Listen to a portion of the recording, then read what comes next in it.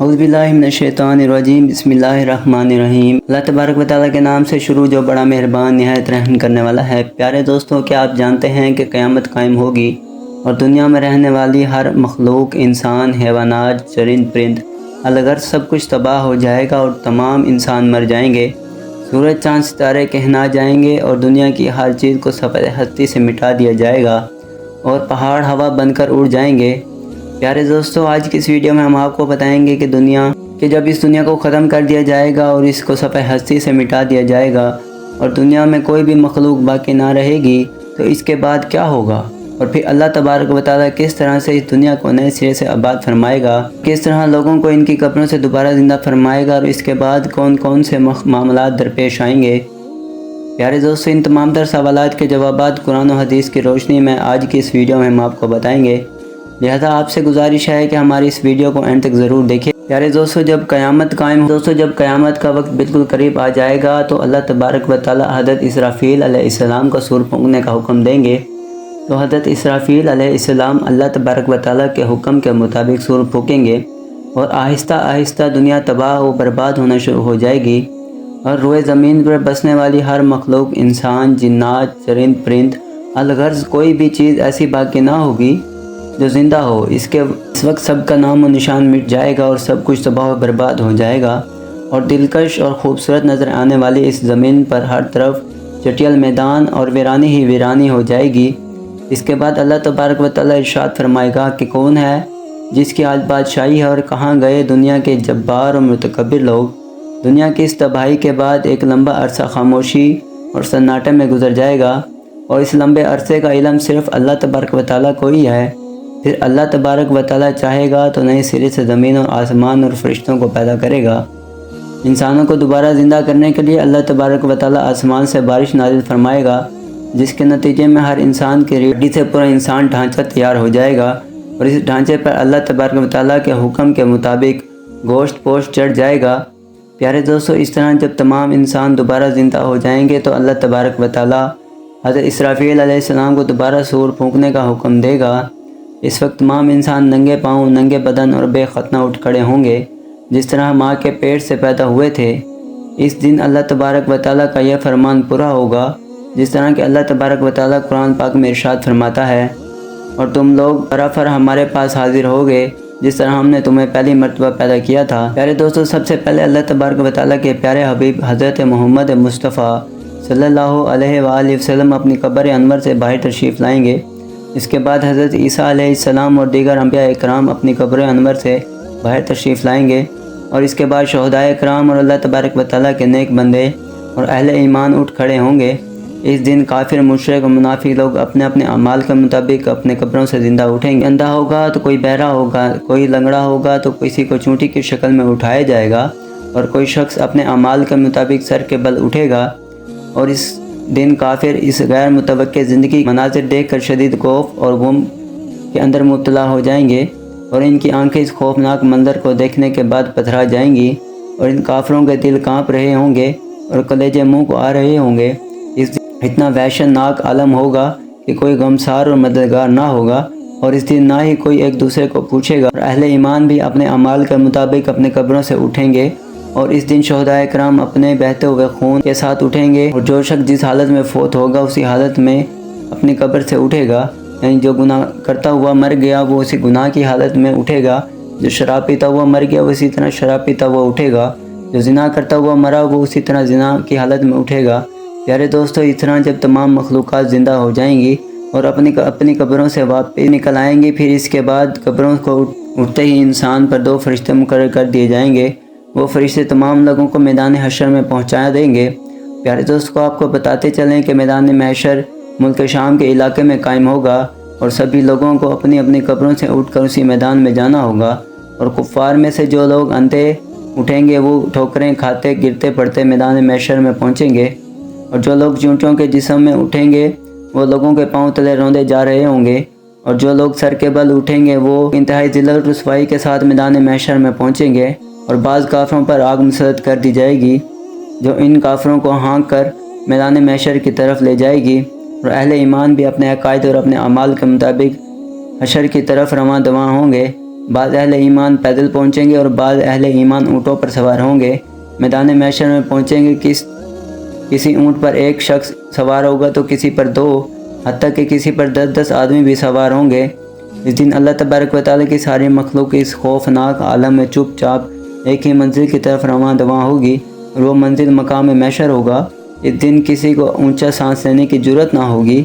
اس دن ہر آدمی کو یہ احساس ہوگا کہ آج حساب کا دن ہے اور آج اپنی زندگی میں کیے گئے تمام کرتوتوں کا پھل ملنے والا ہے۔ اسی طرح جب تمام مخلوق میدان محشر میں پہنچے گی، اس وقت اللہ تبارک و تعالیٰ کی طرف سے اعلان کیا جائے گا، وَامْتَازُوا الْيَوْمَ أَيُّهَا الْمُجْرِمُونَ، کہ اے مجرموں آج کے دن الگ الگ ہو جاؤ۔ اس وقت تمام لوگ الگ الگ گروہوں کے اندر تقسیم ہو جائیں گے، اور کافر و مشرک لوگ اپنی زندگی میں جس چیز کی پوجا کرتے تھے وہ ان کو اپنے خدا مانتے تھے، اور اسی گروہوں میں شامل ہو جائیں گے، اور دوسری طرف اہل ایمان کو ان کے عقائد اور اعمال کے مطابق الگ الگ گروہوں میں تقسیم کر دیا جائے گا۔ علماء کے ساتھ ہو جائیں گے، اور نیک لوگوں کے ساتھ، اور عابد لوگوں کے ساتھ، اور متقین کے صف میں شامل ہو جائیں گے، اور شہداء کے ساتھ، مجاہدین کے ساتھ، ہر کس جس چیز کے ساتھ محبت کرتا ہوگا اور جن اعمال کے ذریعے اس نے اپنی زندگی گزاری ہوگی وہ اسی گروہ میں شامل ہو جائے گا۔ اس دن بے نمازیوں کے صف میں روزوں کو چھوڑنے والے کی صف میں کھڑا ہوگا، اور اللہ تبارک و تعالیٰ کے نافرمانوں کی صف میں کھڑے ہوں گے۔ اسی طرح زکوٰۃ نہ دینے والوں کی صف میں ہوں گے، اور زنا کرنے والوں کی صف میں کھڑے ہوں گے، اور شراب نوشی کرنے والوں کی صف میں کھڑے ہوں گے، اور ماں باپ کے نافرمانوں کی صف میں کھڑے ہوں گے۔ اور پیارے دوستوں، میدان محشر میں تمام لوگ ننگے پاؤں ننگے بدن ہوں گے۔ اس دن سورج 1 میل کے فاصلے پر آگ برسا رہا ہوگا، اور زمین تپش کی وجہ سے دہک رہی ہوگی، اور جسم سورج کی آگ میں جل رہا ہوگا، اور زمین اتنی گرم ہو جائے گی کہ زمین پر پاؤں رکھا نہ جا رہا ہوگا، اور دور دور تک کہیں سایہ نظر نہیں آ رہا ہوگا، اور لوگ اپنے اپنے عقائد اور اعمال کے مطابق اپنے اپنے پسینوں میں ڈبکیاں لگا رہے ہوں گے، اور کچھ لوگ کے مطابق ٹخنوں تک پسینے میں ڈوبے ہوں گے، اور کچھ لوگ سینے تک پسینے کے اندر ڈوبے ہوں گے، اور کچھ لوگ اپنے اعمال کے مطابق پورے کے پورے پسینے میں ڈبکیاں لگا رہے ہوں گے۔ پیارے دوستو، حشر کا یہ خوفناک دن 50,000 سال ہوگا، اور لوگ بھوک اور پیاس اور شدید گرمی کی حالت میں 50,000 سال تک کھڑے رہیں گے، اور تمام لوگ تنگ آ کر اللہ تبارک و تعالیٰ کی بارگاہ میں عرض کریں گے، یا رب العالمین، ہمیں اس مصیبت سے نجات عطا فرما، چاہے ہمیں جہنم میں ہی ڈال دے۔ پیارے دوستو، یاد رہے کہ آج سورج کا ہماری زمین سے فاصلہ 9 کروڑ 30 لاکھ میل ہے۔ اس کے باوجود بھی جون جولائی کے مہینے میں زمین اس قدر گرم ہو جاتی ہے کہ 1 منٹ کے لیے بھی زمین پر ننگے پاؤں کھڑا ہونا نہیں جاتا۔ تو ذرا غور فرمائیے کہ اس دن کیا ہوگا جس روز زمین کا درجہ حرارت آج کے مطابق 9 کروڑ 30 لاکھ گنا زیادہ ہوگا۔ پیارے دوستو، اس دن حساب و کتاب سے پہلے تمام لوگ مختلف انبیاء اکرام کے بارگاہ میں حاضر ہوں گے، اور ان سے اپنے لیے سفارش کرنے کا کہیں گے، لیکن سب انبیاء اکرام ایک ہی جواب دیں گے کہ آج میرا رب اتنا غضبناک ہے کہ اس سے پہلے کبھی غضبناک نہ ہوا، اور نہ ہی اس کے بعد کبھی غضبناک ہوگا۔ اس دن تمام لوگ انبیاء اکرام کی بارگاہ میں ہوں گے، تو حضرت عیسیٰ علیہ السلام کی بارگاہ میں پہنچیں گے، تو حضرت عیسیٰ علیہ السلام بھی یہی جواب دیں گے کہ آج میرا رب اتنا غضبناک ہے کہ اس سے پہلے کبھی اتنا غضبناک نہ ہوا، اور نہ ہی اس کے بعد کبھی اتنا غضبناک ہوگا۔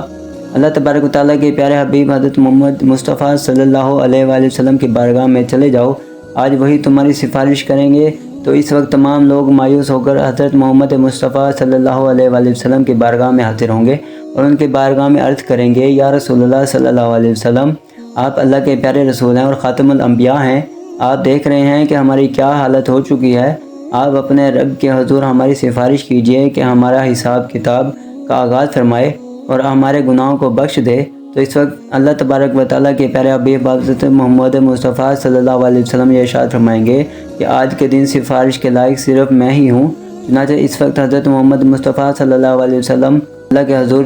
شفاعت کے لیے بلند ترین مقام محمود تک پہنچا دیا جائے، جو جنت کے عرش الہی کے نیچے ہوگا، اور وہاں پہنچ کر حضرت محمد مصطفیٰ صلی اللہ علیہ وسلم اپنے پیارے رب کے حضور سجدہ میں گر جائیں گے اور اللہ تبارک و تعالیٰ کی حمد و ثنا کریں گے۔ اس وقت اللہ تبارک و تعالیٰ کی ذات جب اپنے محبوب کے اس محبت بھرے سجدے کو دیکھے گی، اور اس وقت اللہ تبارک و تعالیٰ کا دریائے رحمت جوش میں آ جائے گا، تو اللہ تبارک و تعالیٰ اپنے پیارے حبیب حضرت محمد مصطفیٰ صلی اللہ علیہ وسلم سے ارشاد فرمائے گا، اے میرے محبوب، اپنے سر کو سجدے سے اٹھاؤ اور سوال کرو، جو آپ مانگو گے وہ آپ کو دیا جائے گا۔ اور جس کی آپ سفارش کریں گے اس کی سفارش قبول کی جائے گی۔ پیارے دوستو، یہی شفاعت کبریٰ ہوگی۔ شفاعت کبریٰ کی منظوری کے بعد حضرت محمد مصطفیٰ صلی اللہ علیہ وسلم مقام محمود سے میدان محشر میں تشریف لائیں گے، اور اس وقت اللہ تبارک و تعالیٰ فرشتوں کی میں میدان محشر میں نزول اجلال فرمائے گا اور جلوہ افروز ہوگا، اور اس وقت تمام فرشتے زمین کے کناروں پر کھڑے ہوں گے، اور 8 فرشتے اللہ تبارک و تعالیٰ کا عرش الہی اٹھائے ہوئے ہوں گے، اور اس وقت اللہ تبارک و تعالیٰ فرشتوں کو حکم دے گا کہ تمام لوگوں کو ان کے نام اعمال دے دیے جائیں، اور اس دن اہل ایمان والوں کو سامنے کی طرف سے دائیں ہاتھ میں نام اعمال دیا جائے، اور اس دن کفار اور مشرکین کو پیچھے کی طرف سے بائیں ہاتھ میں نام اعمال دیا جائے، اور اس نام اعمال پر نظر ڈالتے ہی ہر انسان کے سامنے اس کی زندگی کے تمام کرتوتوں سامنے آ جائیں گے، اور اپنی زندگی میں کیے گئے تمام کرتوتوں کے تمام یادیں تازہ ہو جائیں گے، اور اس دن اہل ایمان کے روشن چہرے کچھ اور بھی روشن ہو جائیں گے اور تر و تازہ ہو جائیں گے، اور تمام اہل ایمان خوشی خوشی دوسروں کو اپنے نام اعمال دکھائیں گے، جیسا کہ اللہ تبارک و تعالیٰ اس منظر کی طرف اشارہ کرتے ہوئے قرآن پاک میں ارشاد فرماتے ہیں، اور لوگ کہیں گے کہ او میرا نام اعمال پڑھو، اور اس دن مشرکین اور کفار کے چہرے کی سیاہی میں کچھ اور بھی اضافہ ہو جائے گا، اور ذلت ان کے چہروں پر چھا جائے گی، حسرت اور ندامت سے وہ اپنے ہاتھوں کو چبائیں گے، اور تمام کفار و مشرکین کہیں گے کہ اے کاش آج ہمیں اپنے نام اعمال نہ دیا جاتا، اور کاش یہ میں نہ جانتا کہ میرے نام اعمال اور حساب کتاب کیا ہے۔ کفار و مشرکین بار بار اپنے نام اعمال کو دیکھیں گے اور تعجب سے کہیں گے یہ کیسا عجیب و غریب نام اعمال ہے، اس پر چھوٹا بڑا عمل لکھا ہوا ہے، ہماری کم بختی یہ نام اعمال کیسا ہے کہ کوئی چھوٹے سے چھوٹا بڑے سے بڑا عمل ایسا نہیں جو اس میں نہ لکھا ہوا ہو۔ پیارے دوستو، تمام نام اعمال اس تقسیم کاری کے بعد سوال و جواب کا سلسلہ شروع ہو جائے گا، اور اللہ تبارک و تعالیٰ جس سے چاہے گا بغیر کسی ترجمان کے سوال و جواب فرمائے گا، اور اس دن سب سے پہلے مشرکین سے سوال پوچھا جائے گا، اور تمام لوگوں نے شرک کیوں کیا، اور اس دن مشرکین اللہ تبارک و تعالیٰ کے سامنے انکار کر دیں گے۔ چنانچہ اس وقت اللہ تبارک و تعالیٰ مشرکین کی زبانوں پر مہر لگا دیں گے، اور ان کے اعضاء کو بولنے کا حکم دیں گے، اور مشرکین سے تمام اعضاء گواہی دیں گے ہاں انہوں نے شرک کیا تھا، اور اس طرح ان کے اعضاء کو گواہی کی وجہ سے ان پر جہنم واجب کر دی جائے گی۔ جہنم کی واحد سنتے ہی مشرکین لوگ اپنے جسم کے اعضاء کو لعن طعن کرنا شروع کر دیں گے کہ ہم نے تو تمہیں جہنم سے بچانے کی کوشش کی، لیکن تم نے ہمیں جہنم کا مستحق بنا دیا۔ اس وقت تمام اعضاء جواب دیں گے جس اللہ تبارک و تعالیٰ نے تمہیں فوق قوت گوئی عطا فرمائی ہے، اس نے ہمیں بھی بولنے کا حکم دیا تھا، تو ہم کس طرح ان کی نافرمانی کر سکتے ہیں۔ اس کے بعد اللہ تبارک و تعالیٰ ایک منافق سے سوال کرے گا کہ میں نے تمہیں دنیا میں عزت، حکومت، مال و دولت اور اہل عیال نہیں دیا تھا؟ وہ عرض کرے گا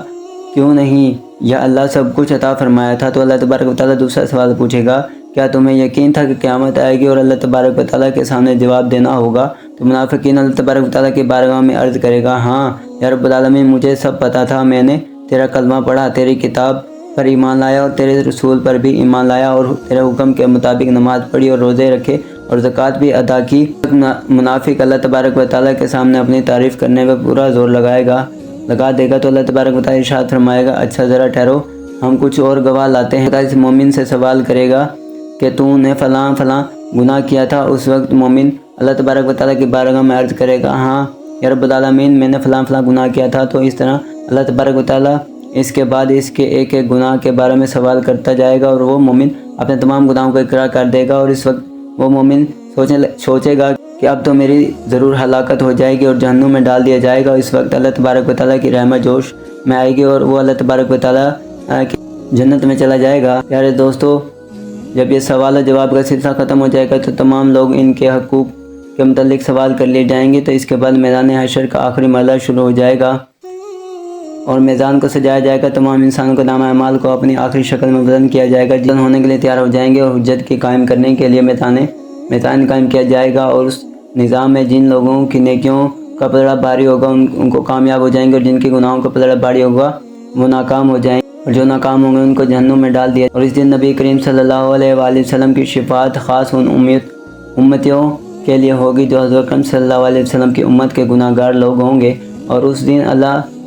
حضرت اکرم صلی اللہ علیہ وسلم اپنے گناہ گار امت کی شفاعت فرمائیں گے، اور اللہ تبارک و تعالیٰ اپنے پیارے حبیب حضرت محمد مصطفیٰ صلی اللہ علیہ وسلم کی شفاعت قبول فرمائے گا، اور حضور پاک صلی اللہ علیہ وسلم اپنے گناہ گار امت کو اپنے ساتھ لے کر جنت میں تشریف لے جائیں گے۔ اور اللہ تبارک و تعالیٰ سے دعا ہے کہ اللہ تبارک و تعالیٰ اپنے پیارے حبیب حضرت محمد مصطفیٰ صلی اللہ علیہ وسلم کے بتائے ہوئے راستے پر چلنے کی توفیق عطا فرمائے اور ان کی محبت کے اندر جینا اور مرنا نصیب فرمائے۔